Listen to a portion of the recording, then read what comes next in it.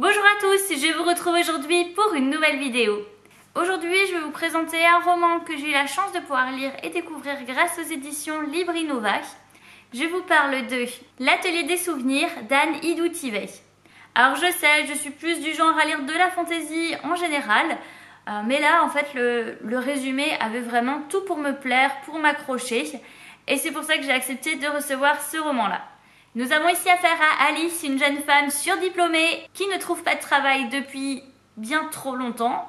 C'est bien quelque chose que je ne comprends pas, le fait qu'ici on nous pousse à faire des études et lorsqu'on a fait des études, après il est impossible de trouver du travail parce que les entreprises refusent de nous employer.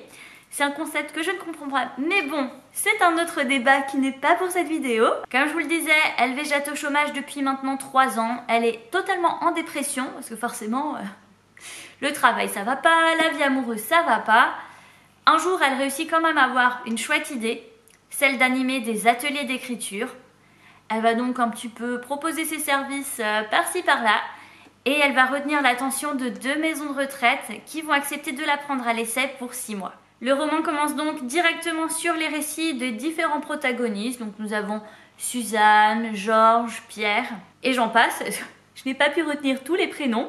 Ce que j'ai trouvé vraiment chouette avec ce roman, c'est les différences d'écriture qu'on ressent. Je veux dire, l'auteur a autant dû utiliser un point de vue pour Alice que réussir à faire des tonnes de styles différents quand elle écrit à la première personne pour chacun des personnages qui participent à l'atelier d'écriture.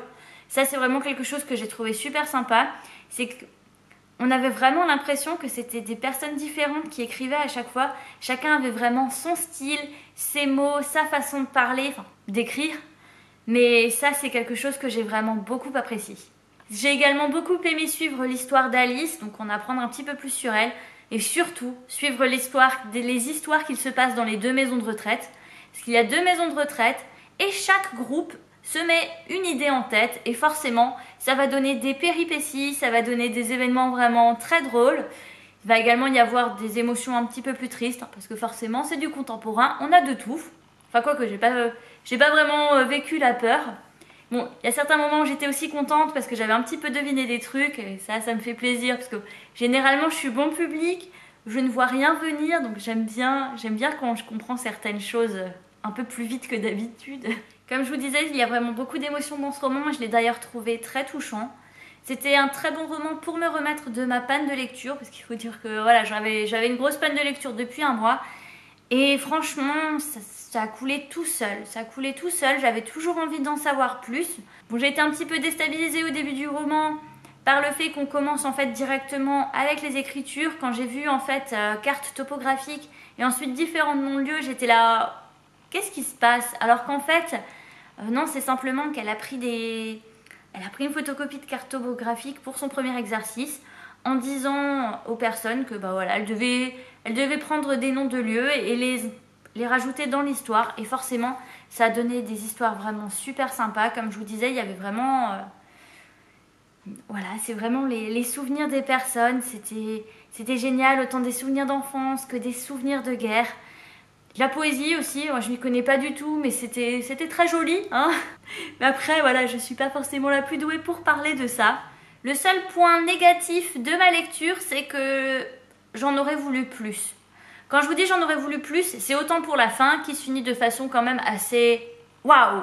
Et on se dit je veux la suite, que d'un point de vue des personnages, je veux dire il y a certains personnages qu'on découvre, qu'on rencontre et malheureusement je trouve que ils auraient pu être développés davantage parce que moi j'avais vraiment envie de les connaître plus parce que là j'ai l'impression en fait de les avoir croisés mais sans plus et c'est un peu dommage. Alors après voilà, je suis d'accord, la personnage principale n'est pas forcément la plus douée pour faire des rencontres, se faire des amis, s'ouvrir aux autres, certes, mais voilà, je veux dire j'en aurais quand même voulu un petit peu plus quoi. Malgré ce point négatif, c'est un roman que je vous conseille, surtout si vous aimez le contemporain, les souvenirs, l'écriture et les entremetteuses.